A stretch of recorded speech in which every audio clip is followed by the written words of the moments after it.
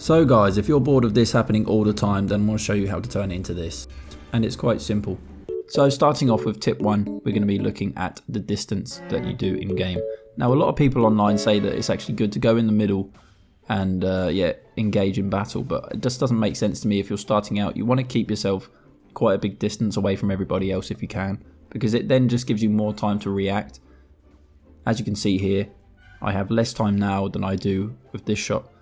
So with the second shot I had way more time and I could line up somebody that I wanted to kill. Here's another example. I'm staying quite far away and I can see the guy on the left's AFK and I get myself an easy kill. So when you're starting off, keep your distance. Now for tip 2, we're going to be looking at servers. It's something that a lot of people overlook and don't know about.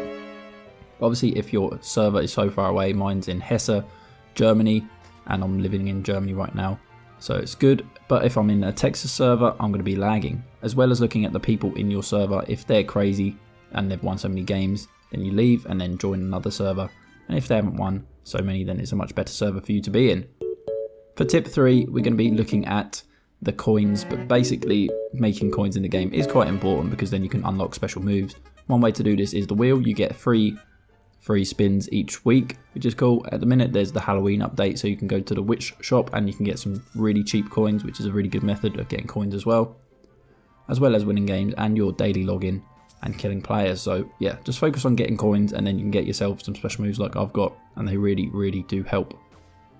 So for tip 4, we're going to be moving on to another subject such as curve. Well, not many people also know about this as well, so curve is something I only recently learned about. I mean, I've only been playing the game for like 5 days.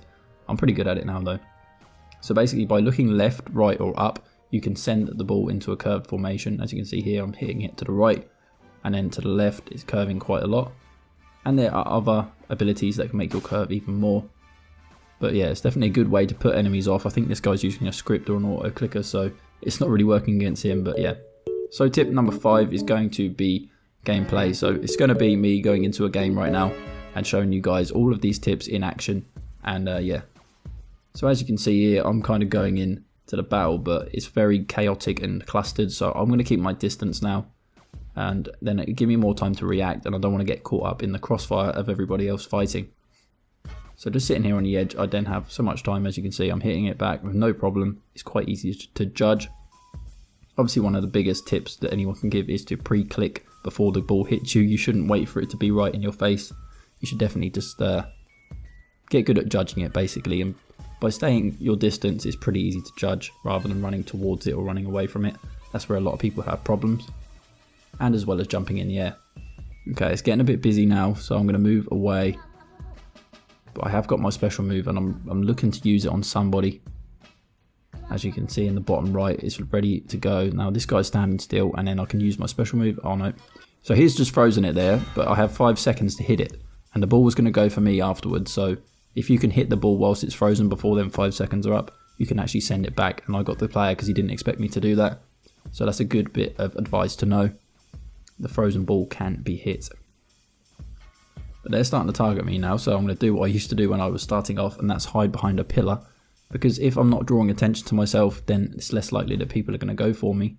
But I definitely wouldn't recommend this if you're on a phone or on a PlayStation, because at the minute I've got fairly good visibility, but on other consoles and things you might not.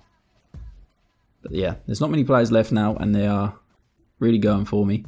So keeping my distance, we're all keeping our distance. It's like a standoff here, so we can all judge the ball. I mean, this guy's just moved closer to me, so I'm wondering if he has a special move lined up. But I'm going to use my special move on him, I think. Now it's reset. Okay, so now, yep, done him. Pretty simple. I just pulled it back before he clicked it and then sent it to him after he used his click. You kind of just have to guess these things and practice, but yeah, it's quite easy and it's a very effective thing. Now this guy's kind of getting close to me. I'm going to keep my distance. It's going to start getting quick as well now, so yeah. Even though I'm on a faster server because I'm in the EU and I'm not on a Texas server, it is still a little bit laggy, as you can see. But I want to keep switching up, and they're good. Okay, we got him. To keep switching it up is very useful. If you're playing 1-2 with just one player and there's someone else waiting, occasionally switching to that other player can catch them off guard.